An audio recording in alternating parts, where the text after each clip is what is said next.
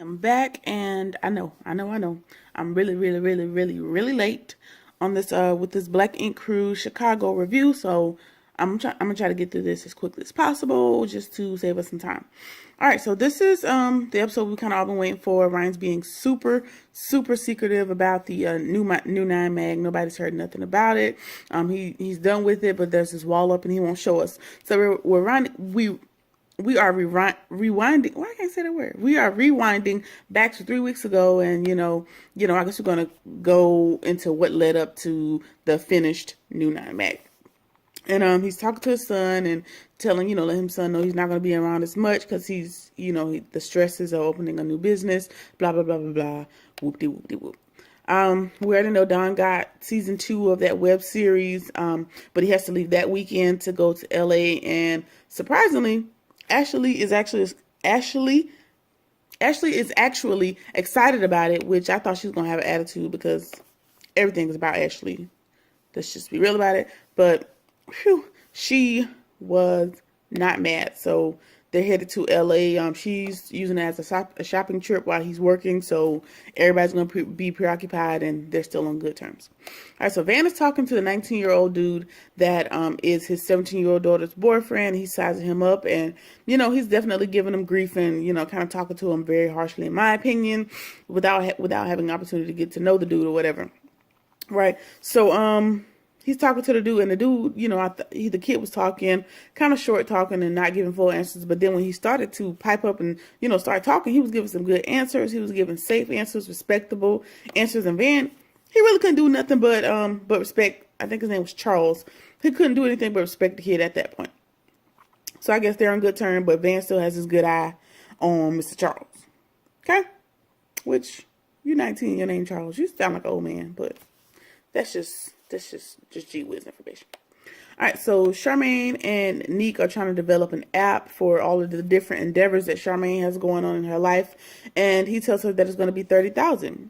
And Charmaine decided to offer to suck some dick in exchange for the app. I don't know how that is an equal trade, but whatever. And he tells her, he wants to keep the business part, which is very smart on his part. He lets her know, hey, I want to keep this business part separate, and that he doesn't want her to get into the habit of using people in order to level up, which very wise, Neek. That was very smart of you, and I'm definitely glad you said that to her.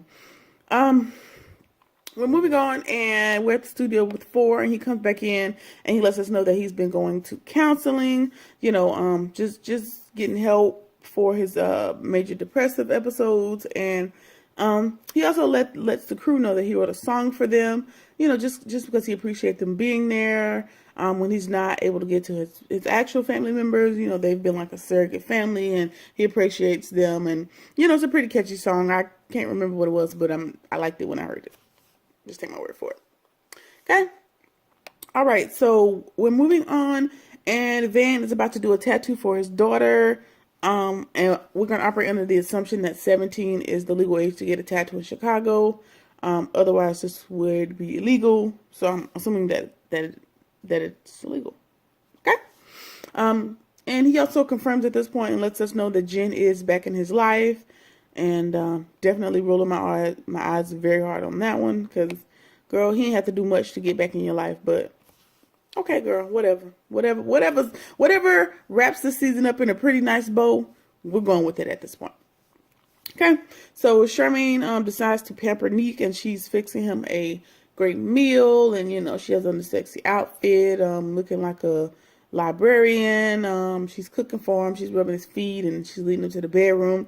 And then once they get there, she pulls out these invoices out of the side table, and she lets her know, hey, this is for everything I've done for you today.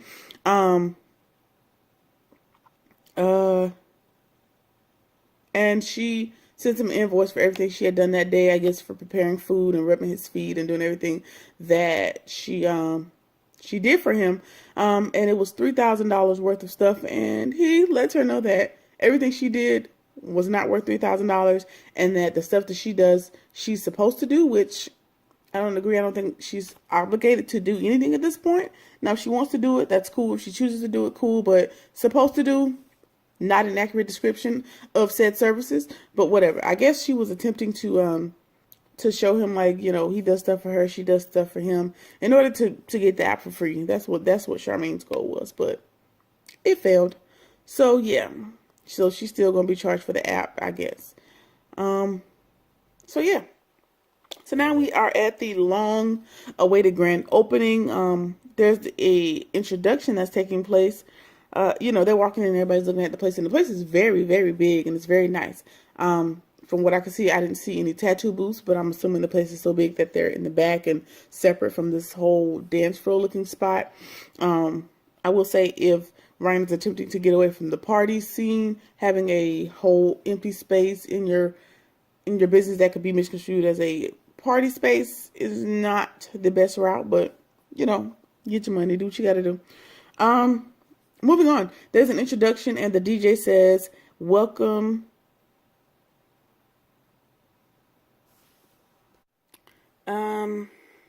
Forgot where I left off last time, but there's an introduction, and the DJ says, welcome the new 9 Mag staff, and there's these random line of people walking through the party, and I guess they're going to be the staff at the new improved, bigger 9 Mag.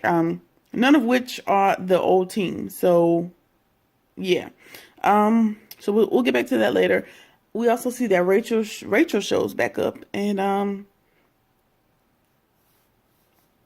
Rachel's just back. Nobody really cares about Rachel. Nobody likes Rachel, but Kendall, the Instagram dude who always comments on who always does commentary on reality shows and whatnot. He is actually there, and you know, he's asking the questions we really want the answers to, and he's asking Rachel and he's asking Ryan, like, hey, y'all back together? Y'all back together or what? And they just, you know, kind of putting around the question and not answering it. And Ryan's like, hey, you remember I got dumped. So he's avoiding the question, she's avoiding the question. Everybody's just trying to get back to the drinks, and we still never get an answer to the question on if they're back together.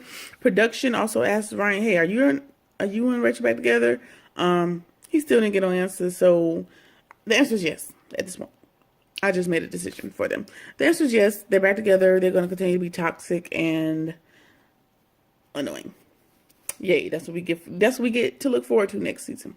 Ryan and Rachel. Ugh. All right. So Ryan finally gets on the mic, and he calls everybody to the front of the party, and he lets them know that it is time for him to move on. Yet again, he feels like it's time for him to move on, and that he's leaving the old 9 Mag to somebody that he trusts and appreciates, and blah, blah, blah, blah, blah. And we find out that person is Van. Yes, Van. Van that was just fighting with people. Van that that not too long ago got out of jail. That Van. Yes, Van.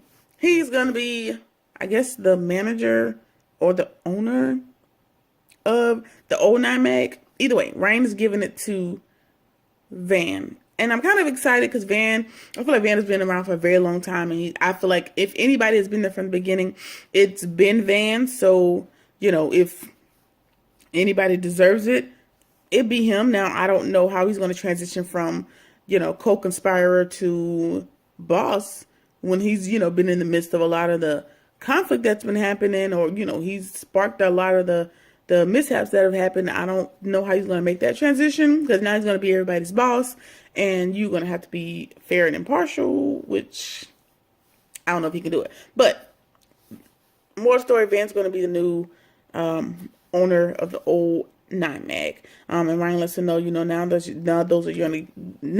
going to be your problem. It's going to be your situation. You're going to be the boss. Good luck. Godspeed. And yeah. So I'm confused because this is how we ended the season, and I thought everything was good, and Ryan was back and good with everybody. And he took not one person from the old 9 Mag with him to the new 9 Mag. Now, I guess my predictions for next season is something's going to happen with the new 9 Mag, and he's going to end up back at the old 9 Mag, or everybody from the old 9 Mag is going to end up at the new 9 Mag. Either way, these people are still going to be conjoined, and Ryan is not going for good. I can bet you that. So that was season 5 of Black Ink Crew Chicago. It's been a lot of emotional ups and downs, a lot of foolery, a lot of shenanigans, a lot of coonery as usual. But that sums it up, and I will see you guys in season 6. Thanks for riding with me.